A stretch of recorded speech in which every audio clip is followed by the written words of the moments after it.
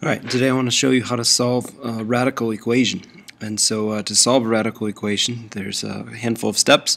The first thing you want to do is to isolate a radical. To isolate means to get one alone. A radical, remember, is something like this, a square root or a cubed root. So you'll need to do moves to get a radical by itself. Once you've done that, then you'll need to raise both sides to the appropriate power. So sometimes that's to square something, sometimes it's to cube. If you have a cubed root you need to get rid of.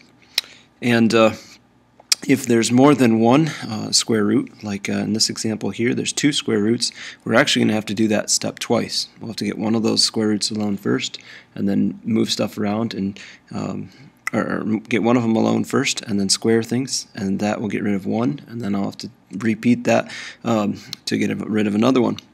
Our goal, remember, will be to try to get one of these, or to try to get these equations to be a polynomial equation. That is everything just regular x's, x squareds, x cubes, things like that. In which case we will move everything to one side equal to 0, and then find all of our roots, maybe by graphing, or maybe they'll be obvious, maybe we can factor things. And then another catch with radical equations is that a lot of times you'll get 2 or 3 numbers for these, but they won't all be solutions. And so you need to check the solutions that you do have for what are called extraneous solutions. Those are numbers that aren't actually solutions to begin with.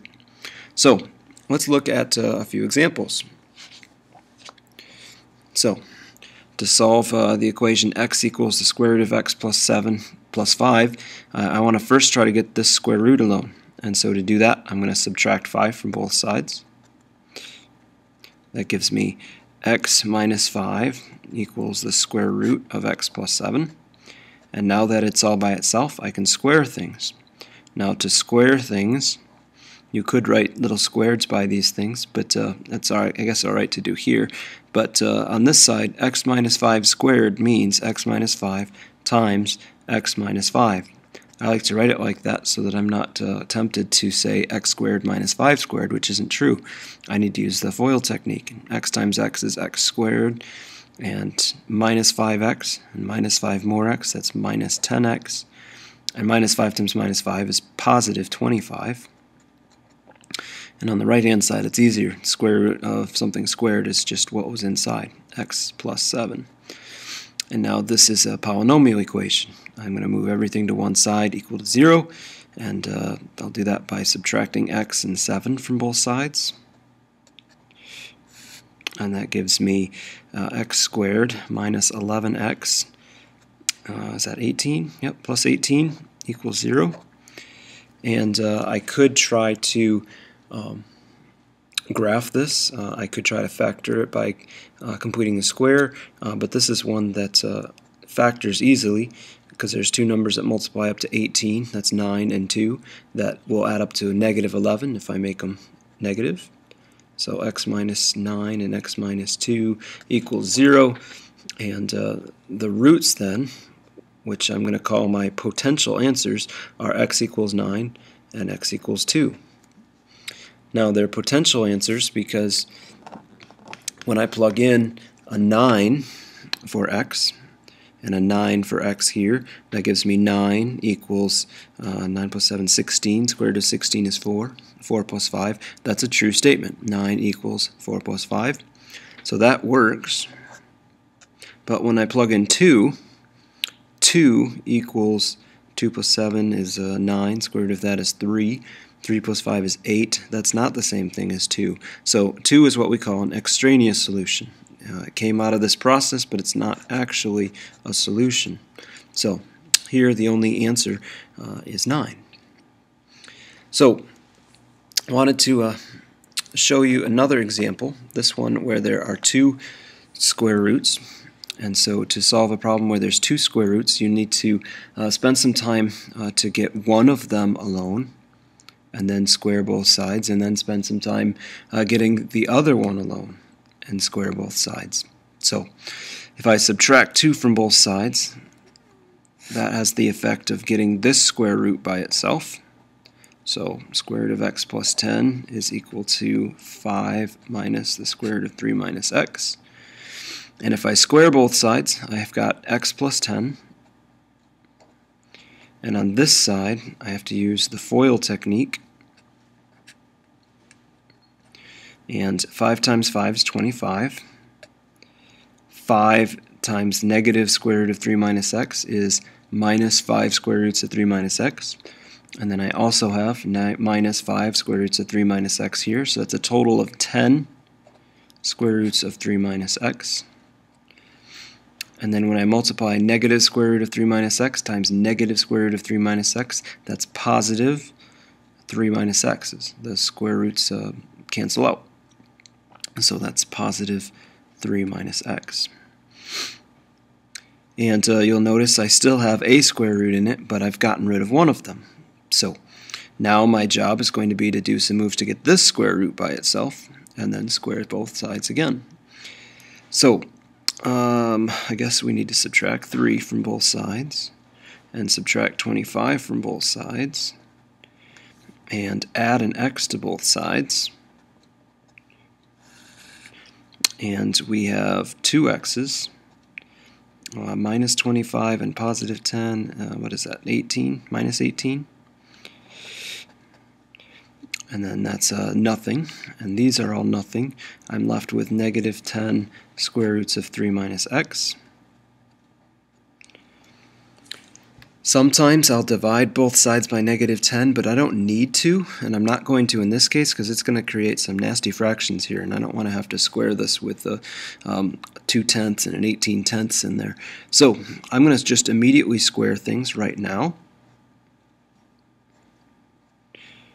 And on the left-hand side, this is another place where I've got a binomial times a binomial, so that's 2x squared times 2x times 2x is 4x squared. And 2x times 18 is minus 36x, and then another minus 36x. That brings me to 72 x's. And 18 times 18 is 324. On the right-hand side, this negative 10 square roots of 3 minus x, when I square that, the negatives square, that's positive. 10 times 10 is 100. And the square root of 3 minus x times the square root of 3 minus x is just now 3 minus x. And I should probably distribute that, so that will give me 300 minus 100x. And I still have 4x squared minus 72x plus 324. And now it's a polynomial equation, where I don't have any square roots or squareds or anything like that. So to solve this one, I will subtract 300 from both sides and add 100x to both sides. And I've got 4x squared. That's positive 28x. And that's positive 24 equals 0. And I notice that each of these things is a multiple of 4, and so I can divide everything out by 4, and the roots will still be the same.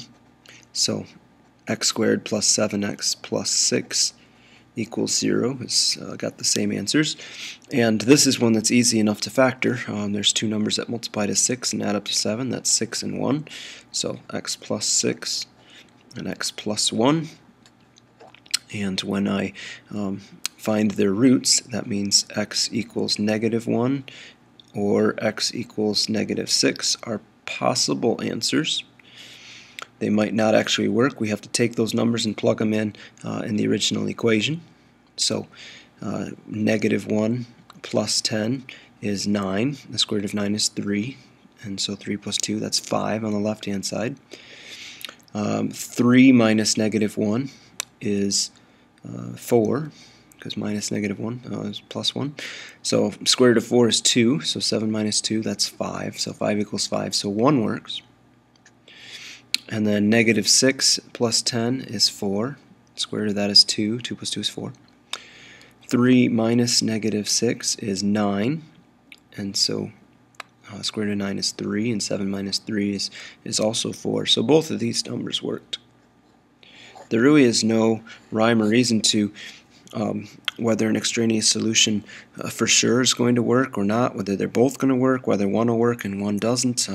I've had it, unfortunately, where I've gone through this whole process and neither of the answers worked. So you really do need to check both of them and make sure that they both work.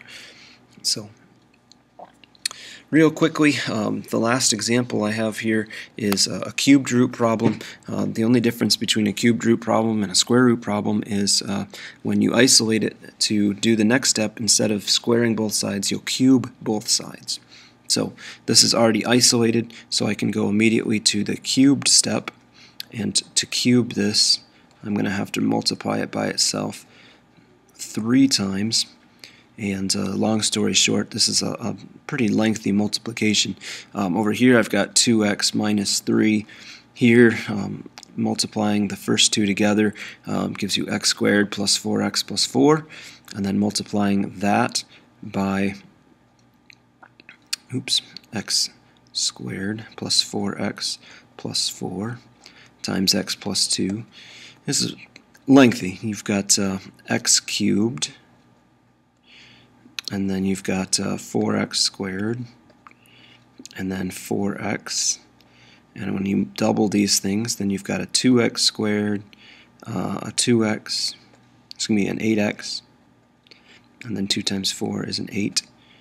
And when I add all these things together, x cubed plus 6x squared plus 12x plus 8 equals 2x minus 3. There's my polynomial equation. And to finish this, I would get this side equal to 0, probably add a 3 and take away a 2x from both sides. And that gives me 0 equals x cubed plus 6x squared plus 10x plus 11. And this one, being a cubic, is not one that I can just immediately read off the answers for. And so I'll have to get out a calculator probably and graph it and see what sort of solutions I have.